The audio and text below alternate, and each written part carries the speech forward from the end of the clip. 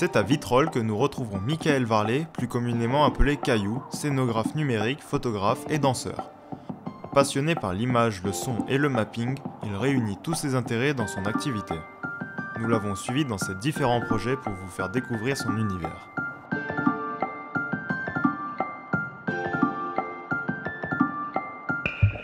Bonjour, je suis Caillou Michael Varlet. Donc Caillou, c'est mon nom d'artiste. Alors tout le monde me dit pourquoi Caillou.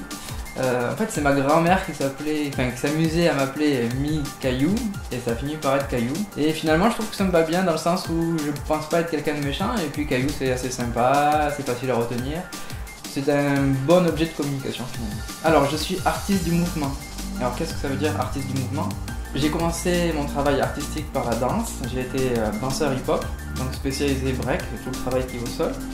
J'ai travaillé avec 2-3 compagnies sur la création de spectacles et j'ai été pédagogue en danse pendant 10 ans. Avec le temps, je me suis intéressé plutôt à la culture contemporaine, donc en priorité la danse contemporaine, mais aussi le travail artistique, qui soit d'ordre de la musique ou de la peinture. J'ai également développé un travail photographique et avec l'évolution des technologies des appareils photo, j'ai commencé à faire de la vidéo.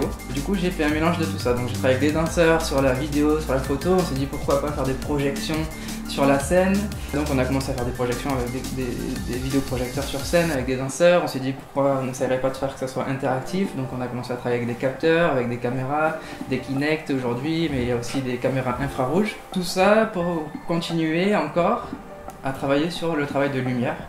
Et aujourd'hui, je travaille avec des logiciels qui permettent de gérer la lumière en spectacle d'une façon plus moderne que la façon traditionnelle de travailler sur une table lumière. Donc mon travail aujourd'hui, c'est essentiellement de la scénographie numérique. Alors qu'est-ce que c'est que la scénographie? C'est vraiment le travail d'habillage de la scène. Dans ce travail-là, je développe quand même une partie chorégraphique. Alors là, actuellement, on est en train de travailler par exemple sur un solo de danse hip-hop dont je suis le scénographe. Nassim Batou est un danseur hip-hop qui est à la fois le chorégraphe du spectacle. Mais voilà, comment je vois la scénographie de ma part, c'est-à-dire que je travaille comme scénographe, mais pas seulement, je viens pas simplement habiller la scène après le travail du chorégraphe, mais au contraire, dans le processus de création, je fais des propositions, donc je crée un univers qui peut être, bon, actuellement c'est plutôt un univers très sombre avec la projection vidéo sur toute la scène qui est en mouvement, qui est une création plutôt organique. Je lui fais la proposition avec un type de son, un type de lumière, un type de projection vidéo.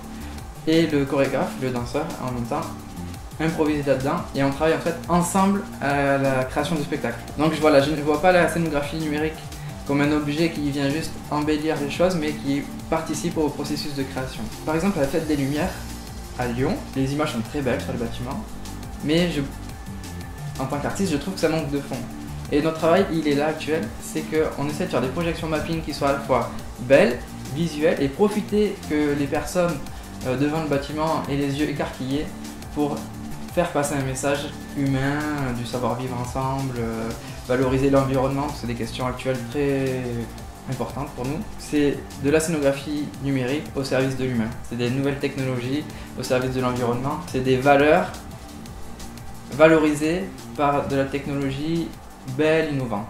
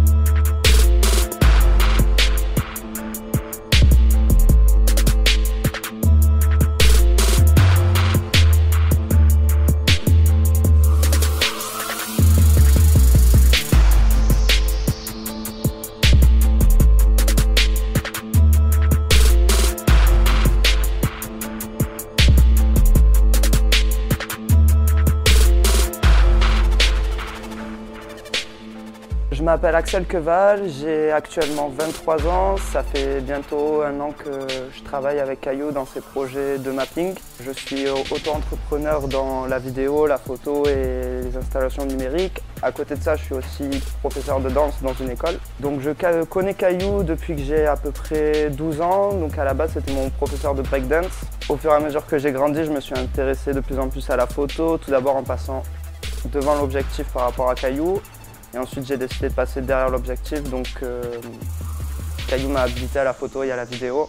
Moi, j'ai choisi Caillou pour faire les photos aujourd'hui de danse, tout d'abord parce que Caillou est un ancien danseur et un chorégraphe aussi, donc ayant travaillé avec lui, ayant participé à sa création chorégraphique, je sais, on va dire, tout ce qui va être ce dont il veut en termes de photos. Je sais qu'il a une approche du mouvement déjà qui est très élaborée suite aux nombreuses années en fait, où il a pris des danseurs en photo. Donc je sais que par rapport à ça, la prise du mouvement, je fais 100% confiance à Caillou. Donc voilà, c'est des très bonnes expériences de travailler avec Caillou qui est pédagogue et à la fois cool. Donc c'est vrai que pour des jeunes comme nous, travailler avec une personne comme ça nous permet de nous améliorer tout en ayant une vision en fait, du travail qui n'est pas forcément un travail, mais plutôt une envie. Il y a quand même un grand volet dans notre travail qui est pédagogique. Alors quand j'étais danseur, j'étais prof de danse pendant 10 ans. Et aujourd'hui que je suis plutôt dans la scénographie, on monte des ateliers avec divers publics sur la scénographie. Donc j'utilise la scénographie aussi pour travailler avec des petits enfants qui dessinent des choses et on le projette en taille réelle sur des petites statues par exemple. Et également on monte des ateliers comme à la fac de Toulon. Je ne me considère pas comme un professeur quand je travaille avec les gens. Je me considère dans le partage simplement. Et c'est une philosophie qu'on a dans la compagnie, c'est que on n'est pas là pour enseigner aux autres, mais on a développé nos propres compétences, on a cherché des choses et ça sert à rien de les garder pour nous, on préfère partager avec tout le monde.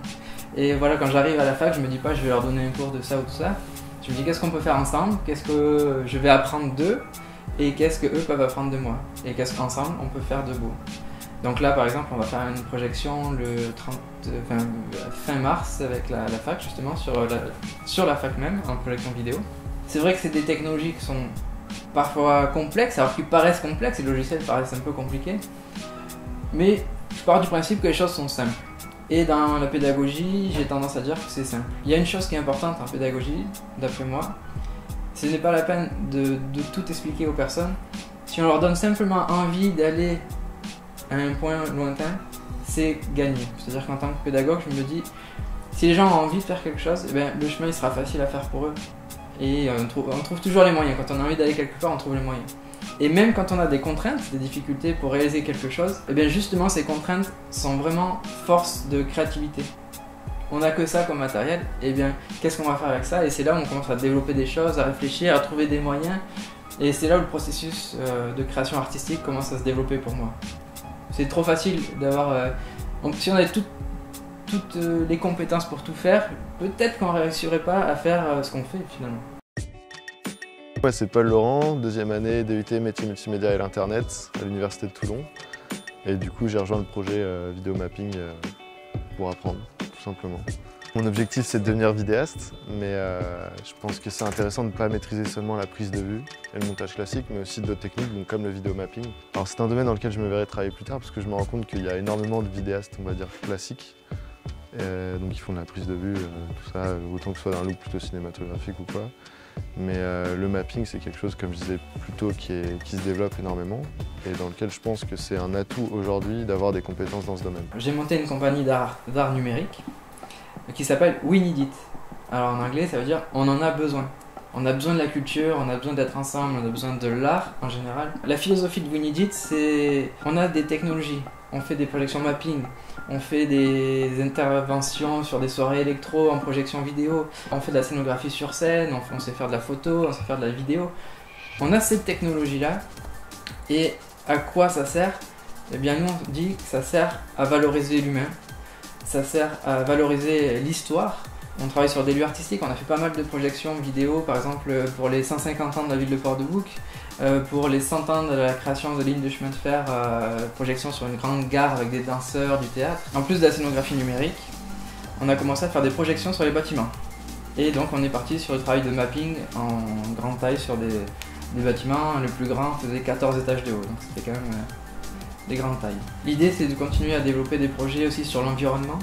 On aimerait faire une tournée sur des petits lieux, des petites églises, mais valoriser sur le territoire beaucoup de choses et de faire de ces petits points de projection, de ces petites valorisations, quelque chose de grand à l'échelle de la France et imaginer plus tard une échelle européenne voire internationale. Ce qui valorise mes projets, il me semble, c'est pas le quantitatif.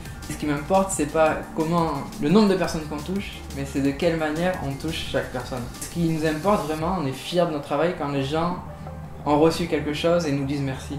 Albert Camus disait « La meilleure façon d'être généreux par rapport au futur, c'est de tout donner au présent ».